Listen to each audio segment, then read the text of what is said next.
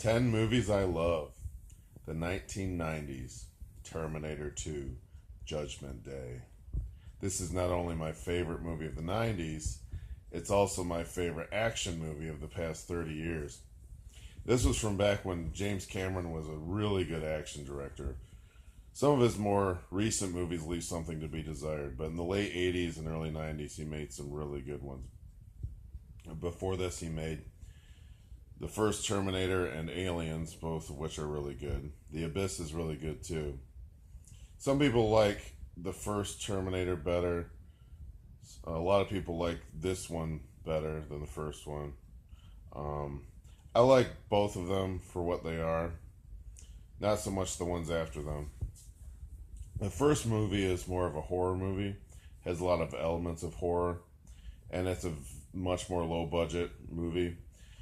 This movie was a big budget action blockbuster, and James Cameron finally had the budget he wanted originally for the first one, but didn't have at the time. And he was therefore able to create the very creative villain, the T-1000, and with the help of industrial light and magic, he really brought him to life. And ILM actually only used 40 or so CGI effects, which is nothing compared to modern action movies. But this was the first movie to really utilize CGI effects, and it really paved the way forward for Jurassic Park and everything that came after it. Most of the effects are practical, though, by Stan Winston and his team, same people that worked on the practical effects in the first movie, and they do an awesome job as well. And because of that, I think this movie's dated a lot better than many other early 90s action movies, aside from a mullet or two. And I think the story's not perfect. People complain about it here and there, some plot holes and whatnot. But I think it's very captivating in the way it's told by James Cameron in this movie. Some really good character development and some good acting for an action movie. I think Linda Hamilton especially really makes this movie even more than Arnold or anybody else. And she's a lot tougher in this movie as Sarah Connor than the first movie, where she was more of a damsel in distress. She's really toughened up, and she's become more of a prophetess. And because of that, people think she's crazy, like most prophets who prophesy about the end times, nobody believes them. So because of that, she's in Pescadero State Hospital for the criminally insane with the sleazy Dr. Silberman. And she is borderline psychotic at the beginning of the movie, because this knowledge of billions of people dying is kind of driving her mad. And she's also become very cold-hearted, almost as much as the machine she's trying to prevent and destroy.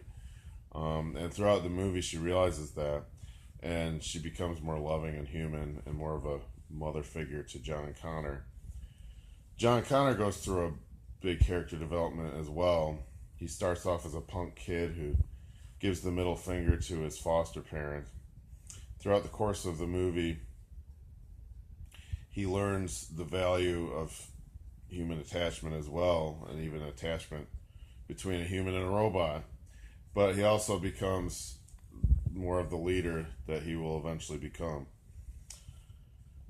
And Arnold, as the T-800, who's the good guy this time, even though he's a protector of John, he isn't a true good guy at the beginning of the movie, because he's still a ruthless killing machine, with the exception of John Connor.